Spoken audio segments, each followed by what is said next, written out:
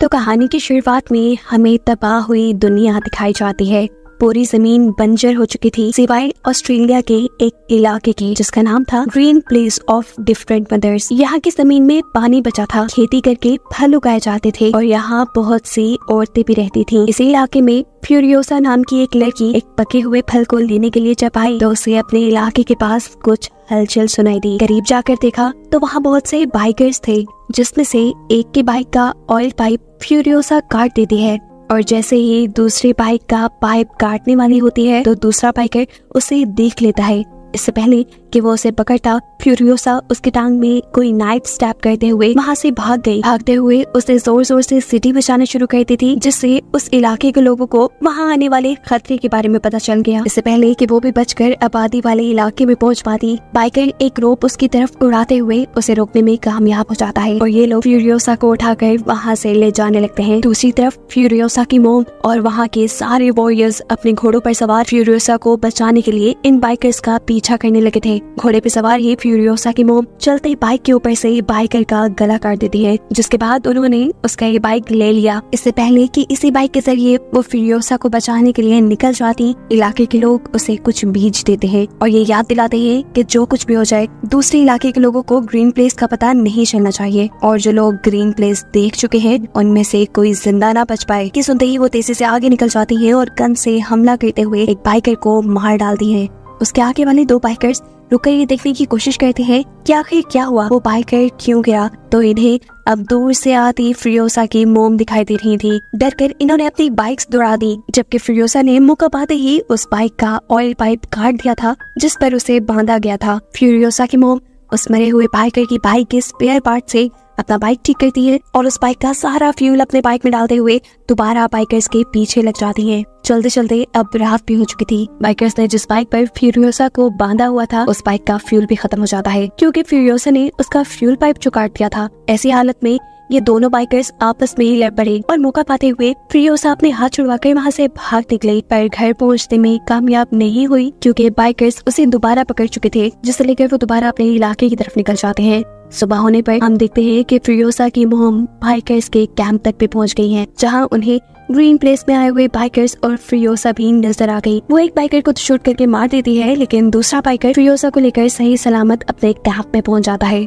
और वहाँ लोगों को ये खुशखबरी देता है कि उन्हें ग्रीन प्लेस का पता चल गया। वहाँ बहुत सारे रिसोर्सेज और औरतें हैं। उसकी ये बात सुनते ही फ्यूरियोसा जान गई कि अब उसके इलाके और इलाके के लोगों को खतरा होने वाला है, कि जरूर अपने लोगों को ग्रीन प्लेस की लोकेशन बता देगा। इसीलिए फ्यूरियोसा होशियारी दिखाती है और इस आदमी के गले में रस्सी का फंदा डालते हुए सबके सामने उसे बाइक से गिराकर मार देती है। आखिर उसने और उसकी मॉम ने उन सभी बाइकर्स को मार दिया था जिन्हें ग्रीन प्लेस की लोकेशन पता थी। अब फ्यूरियोसा को ये बाइकर्स अपने लीडर के पास लेकर जाते हैं, क्योंकि वही है जो इन्हें ग्रीन प्लेस तक ले जा सकती है। बाइकर्स का लीडर चालाक था काफी, वो यहाँ खुद भी फ्यूरियोसा से अच्छा बिहेव करता है और सब लोगों को भी उसका ख्याल रखने को कहता है, ताकि वो उसे झांसा देकर उससे ग्रीन प्लेस का पता चलवा सके। रात होने पर फ्यूरियोसा की मॉम भी इसी कैंप में आ गई। उन्होंने मरे हुए बाइकर के कपड़े उतारकर अपने आप को बिल्कुल उन जैसा ही बना लिया। वो यहाँ असल में फ्यूरियोसा को ढूंढने के लिए आई थी, जिसे ढूंढने के लिए वो हर कैंप में जाते हैं और जहाँ उसे फ्यूरियोसा नहीं मिलती वहाँ के सभी लोगों को शूट करके मार डालती है। जिसके बाद आखिर वो उस कैंप में भी पहुँच गई जहाँ फ्यूरियोसा थी। फ्यूरियोसा को लेने के बाद वो आखिरी लड़की को यहाँ मारने वाली थी, लेकिन वो लड़की कहती है, नहीं, मुझे नहीं मारो, मैं भी तुम्हारी बेटी की तरह यहाँ कैदी हूँ। ये सुनकर फ्यूरियोसा की मॉम ने उसे छोड़ दिया और अपनी बाइक पर फ्यूरियोसा को लेकर वहाँ से भाग गई। लेकिन वो नहीं जानती थी कि जिस लड़की पर वो रहम करके उसे छोड़ कर आई वही उसे फंसा देगी। वो जाकर अपना इमरजेंसी अलार्म बजा देती है और ऐसे बहुत सारे लोग फ्यूरियोसा और उसकी मॉम के पीछे पड़ जाते हैं। दूर से ही इन बाइकर्स ने उनके ऊपर बम से हमला किया, जिसकी वजह से फ्यूरियोसा की मोम के सारे कपड़े जल गए। जिस आग से बचने के लिए उसने अपने ऊपर पहना हुआ आर्मर सूट वहाँ उतारा और दोबारा बाइक पे बैठकर जितना तेजी से हो सकता था उतनी तेजी से वहाँ से भाग गई।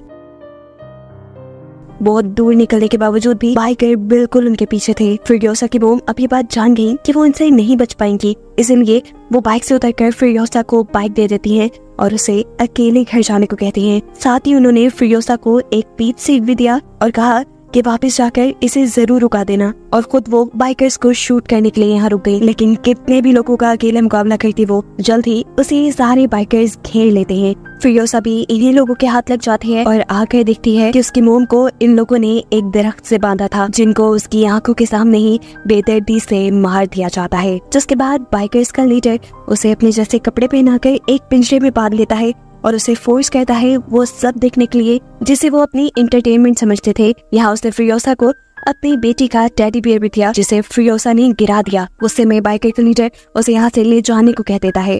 उसके साथ एक बूढ़ा आदमी भी जा रहा था, जो फिरोसा को कहता है, अगर तुम मुझसे लिखना पढ़ना सीख लो तो तुम हमारे लीडर के लिए एक काम का बंदा बन जाओगी, ऐसे वो तुम्हें टॉर्चर नहीं करेंगे। लेकिन फिरोसा किसी की सुनने वाली नहीं थी। वो चुपके से अपने हाथ के ऊपर टैटू बनाती है, इस जगह से ग्रीन प्लेस तक का, क्योंकि उसे उम्मीद थी वो एक न एक दिन ग्रीन प्लेस वापस जरूर जाएगी। और उसे ये भी डर था कि कहीं उस वक्त तक वो रास्ता भूल गई तो, इसीलिए उसने पूरा रास्ता, पूरा मैप अपने बाजू पे ही बना डाला। खैर वक्त गुजरता है और हम देखते हैं कि एक दिन ये सभी बाइकर्स कहीं जा रहे थे तो दूर उन्हें एक लाल धुआं उड़ता दिखाई देता है। उन्हें पता चला कि वहाँ लोग रह रहे होंगे। ये लोग उस धुएं का पीछा करते हुए वहाँ पहुँचे तो वहाँ उन्हें एक वॉर बॉय मिला, जो उन्हें यहाँ के सिटाडेल यानी यहाँ के किले तक ले गया। किले में इमोर्टल जॉय की हुकूमत चलती थी।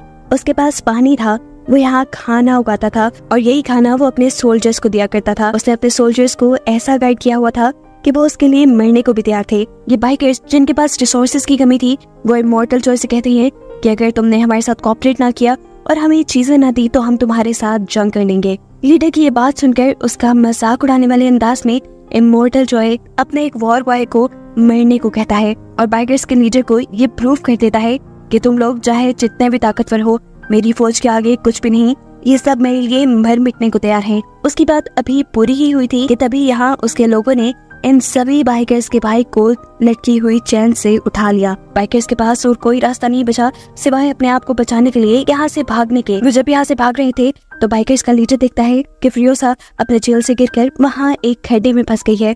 अपनी जान पे खेलकर वो फिरोसा की जान बचाता है और ये लोग वहाँ से भाग निकलते हैं। रास्ते में इन्हें एक और किला नजर आता है।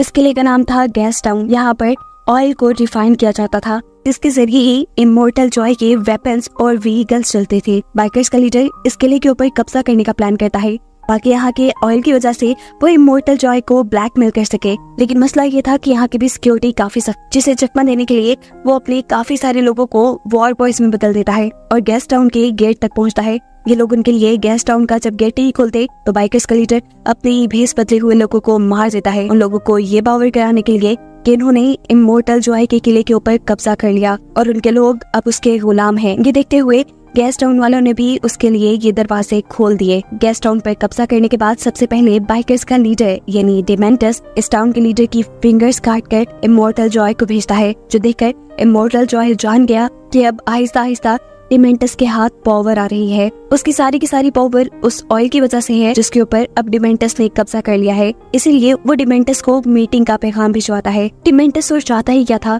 उसे तो खुद बेसिक सप्लाईज चाहिए थी जो इमोर्टल जॉय के पास थी, जिसकी डील करने के लिए वो गैस टाउन के लीडर को लेकर उसके सामने आ जाता है। गैस टाउन का लीडर इमोर्टल जॉय का भाई था और काफी बीमार भी। उसके बॉडी के कई फंक्शंस उसके जिस्म पे लगी मशीन्स के जरिए होते थे। डिमेंटस इमोर्टल जॉय को ब्लैकमेल करने के लिए उसके भाई को इसी मशीन के जरिए पहले टॉर्चर करता है और फिर जान से ही मार डालता है। जिसके बाद उसने इमोर्टल जॉय से कहा, मैंने पूरे गैस टाउन के अंदर बॉम्ब लगा दिए हैं, जिन बॉम्ब्स को एक्टिवेट या डिसेबल करने का तरीका सिर्फ मुझे ही पता है। अगर तो तुम अपने गैस टाउन को बचाना चाहते हो तो सीधी तरह मुझे गैस टाउन का लीडर बना दो, नहीं तो तुम्हारे हाथ तुम्हारा गैस टाउन भी नहीं रहेगा। वो जब ये बात कर रहा था तो इमोर्टल जॉय की नजर फिरोसा पे थी। इमोर्टल जॉय कहता है, ठीक है, मैं गैस टाउन तुम्हारे नाम कर दूंगा, पर इसके बदले मुझे तुम्हारी बेटी और एक बाइकर चाहिए। फिरोसा इमोर्टल जॉय की बात करते हुए कहती है, मैं इसकी बेटी नहीं हूँ, इन्होंने मेरी मॉम को मारकर मुझे किडनैप किया है। फिरोसा की इस बात से डिमेंटस को भी गुस्सा आ गया। वो उसके हाथ से अपनी बेटी का टॉय ले लेता है और उसे इमोर्टल जॉय के हवाले करके यहाँ से चला जाता है। फिरोसा को अब ऐसी जगह ले जाया गया जहाँ पर इमोर्टल जॉय की बहुत सी बीवियां रहती थी। फिरोसा भी अब इनकी तरह ही इमोर्टल जॉय की एक बीवी बनकर उसके हरम में रहने वाली थी। ये सारी की सारी औरतें बहुत अच्छी थी, वो फिरोसा के साथ अच्छा सलूक भी करती हैं, लेकिन फिरोसा सिर्फ इसी चीज पे फोकस करती है कि कैसे इमोर्टल जॉय इन सभी लड़कियों को अपने साथ रखने पर फोर्स करता है। इधर वो देखती है कि जब इमोर्टन जॉय की एक बेटी पैदा होती है तो गुस्से में वो अपनी बेटी को जिंदा दफनाने का ऑर्डर दे देता है। उसे सिर्फ बेटे चाहिए थे, ऐसा नहीं था कि उसके पास बेटे नहीं थे, उसके बहुत से बेटे थे, लेकिन उसकी नजर में कोई एक भी हेल्दी नहीं था। इसलिए उसने इन सबको वॉर बॉय के तौर पे रख लिया। उसने इतनी सारी बीवियां भी इसीलिए रखी हुई थी कि एक दिन तो उसका हेल्दी बेटा पैदा होगा जो उसकी तरह फिर उसके इस सिटाडेल पर हुकूमत करेगा। हम देखते हैं कि इमोर्टन जॉय के एक बेटे की नजर यहाँ फ्यूरियोसा के ऊपर पड़ जाती है। वो उसे बालों से पकड़कर जब उसके साथ ज्यादती करने की कोशिश करता है तो फ्यूरियोसा इस मर्तबा तो अपने बाल छुड़ाकर भाग जाती है, लेकिन अगली मर्तबा वो अपने साथ ऐसा नहीं होने देना चाहती थी। वो जानती थी कि ये लड़का उसे दोबारा तंग करेगा, इसीलिए उसने अपने सारे बालों को उतारकर नेट और वैक्स के जरिए एक विग बना ली। इस टाइम हम देखते हैं कि उसके पास उसकी मोम का दिया पीच सीड भी था जो उसने आज तक संभाल के रखा था। अगली मर्तबा जब दोबारा वो लड़का फ्यूरियोसा को तंग करने के लिए आया और उसने उसके बाल पकड़े तो फ्यूरियोसा अपने विग को उसके हाथों में छोड़कर वहाँ से भाग गई। वो लड़का भी उसे ढूंढने के लिए उसके पीछे भागता है, लेकिन दरमियान में उसे अपना ही भाई मिल जाता है जो उसे पूछता है, तुम यहाँ क्या कर रही हो? इस लड़की के पास कोई जवाब नहीं था। वो अपने हाथ में पकड़ी हुई फ्यूरियोसा की विग भी वहाँ फेंक चुका था क्योंकि उसे डर था कि कहीं उसके डैड उसे देखकर उसको सजा न सुना दें। खैर वो यहाँ फ्यूरियोसा को ढूंढने की कोशिश तो बहुत करता है, लेकिन फ्यूरियोसा मिलती नहीं क्योंकि वो यहाँ अपने आप को एक लड़के की तरह बना चुकी थी। ऐसे उसने अपनी इज्जत भी बचा ली और उसे सिटाडेल के अंदर काम भी मिल गया। उछलने कूदने में तो वो बहुत तेज थी, इसलिए उसे काम भी आ गया था इमोर्टन जॉय की बड़ी बड़ी मशीन्स के अंदर चेन्स को फिट करने का। वक्त गुजरता है और हम देखते हैं कि 15 साल बाद अब फ्यूरियोसा बड़ी हो चुकी है। कोई भी उसे पहचान नहीं पाया कि वो लड़की है, वो भी इसलिए क्योंकि आज तक फ्यूरियोसा ने गूंगा बनने का नाटक किया और साथ ही इमोर्टन जॉय के वो सारे रिचुअल्स पूरे किए जिसके जरिए उसे यकीन आ गया कि फ्यूरियोसा भी उसके लिए लॉयल है। इस मर्तबा इमोर्टन जॉय इन्हें एक बड़ी सी ड्रिल बनाने का काम देता है जो कि किसी भी चीज को आसानी से तबाह कर सकती थी। ये लोग ऐसी ही एक मशीन बनाने में कामयाब हो भी जाते हैं जिसे ये लोग एक ट्रक के साथ अटैच करके जैसे ही उसे पहली टेस्ट ड्राइव के लिए बाहर लेकर जाते हैं तो इसके ऊपर डिमेंटस के लोग हमला कर देते हैं। डिमेंटस के लोग पैराशूट्स के जरिए इस मशीन पर और वॉर बॉयज के ऊपर बॉम्ब से हमला करते हैं। जैक जो कि इस ट्रक को ड्राइव कर रहा था वो ये ट्रक रोकता नहीं बल्कि चलाता रहता है।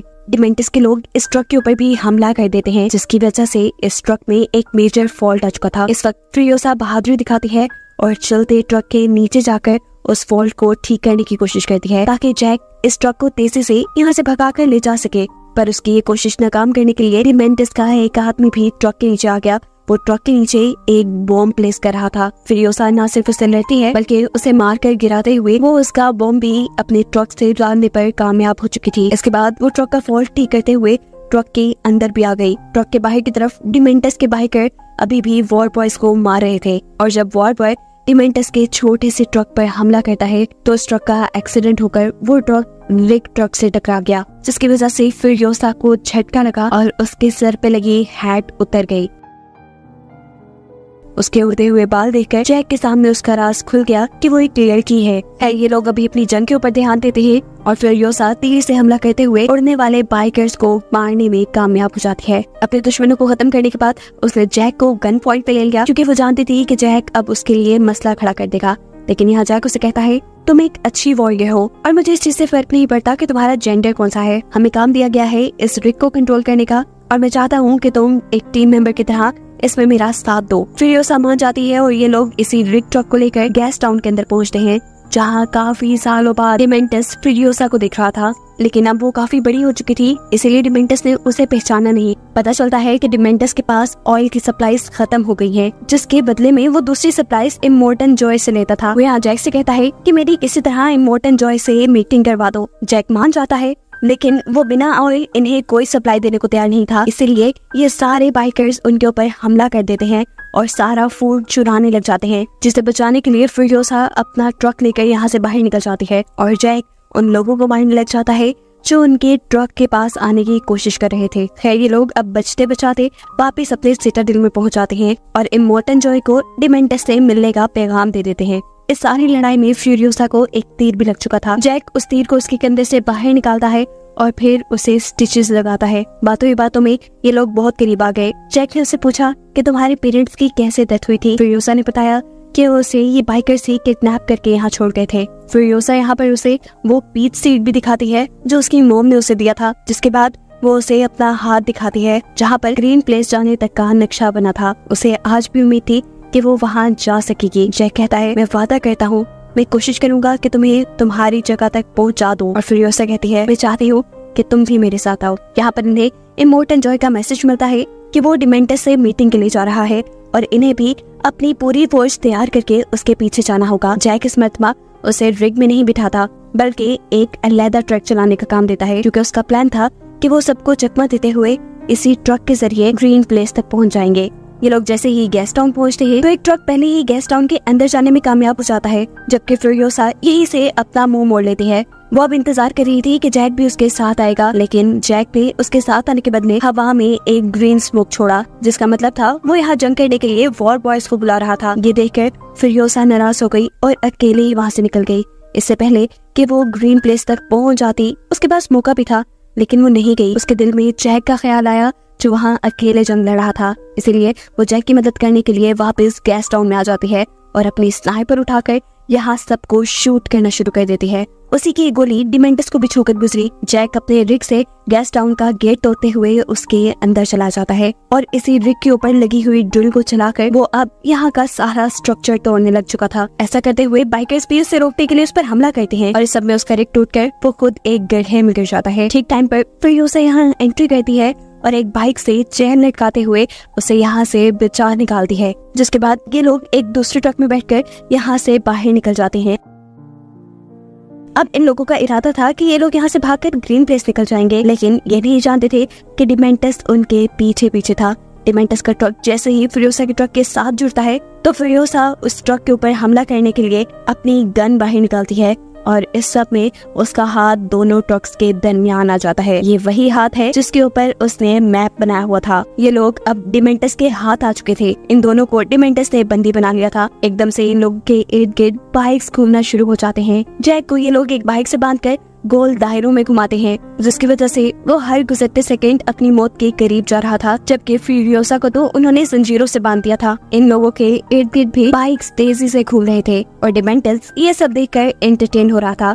जब वो इस सारी चीजों से बोर हो जाता है तो पीछे मुड़कर फ्यूरियोसा को दिखता है, जो अब अपना कटा हुआ बाजू छोड़कर वहाँ से भाग चुकी थी। उस समय डिमेंटस उसका पीछे करने के लिए जब अपने ट्रक में बैठकर आगे बढ़ता है तो उसे पता चला कि उसके ट्रक का टायर भी फ्यूरियोसा उतार चुकी थी, जिसकी वजह से उनका एक्सीडेंट हो गया। फ्यूरियोसा जिस बाइक के जरिए यहाँ से भाग रही थी, थोड़ी दूर जाने पर उस बाइक का पेट्रोल खत्म हो जाता है और ऐसे फ्यूरियोसा को अपना आगे का सफर पैदल तय करना पड़ा। उसका बाजू बुरी तरह जख्मी था, खून निकल रहा था।